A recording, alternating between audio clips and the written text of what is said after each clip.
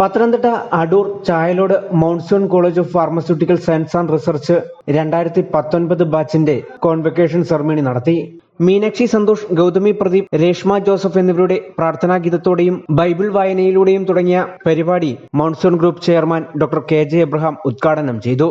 മൗൺസൺ group managing director Jo Abraham, vice chairman Samuel Abraham, Thiruvananthapuram drug testing laboratory analyst Dileep G എന്നിവർ ആശംസാ പ്രസംഗം നടത്തി. ഫാർമസ്യൂട്ടിക്സ് ഡിപ്പാർട്ട്മെന്റിലെ associate professor Sandhya Monali certificate വിതരണവും ഒപ്പം പ്രതിജ്ഞയും ചൊല്ലിക്കൊടുത്തു.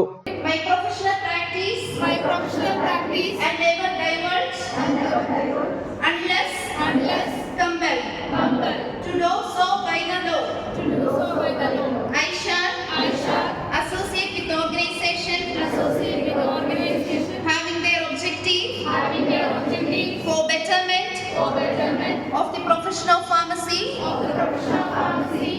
and make contribution to carry out the work of those organizations.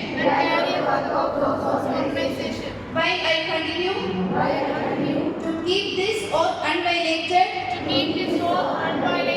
very granted to me, to enjoy life and the practice of pharmacy at all times.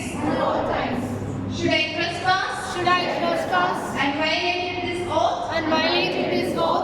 College principal doctor Prashanth VV, director DK John, Shiju Varghese, Thomas John, Ajo John, Sibi Varghese, Aneesha S, Steffi Shaji എന്നിവർ പ്രസംഗിച്ചു. News bureau, Pathanamthitta.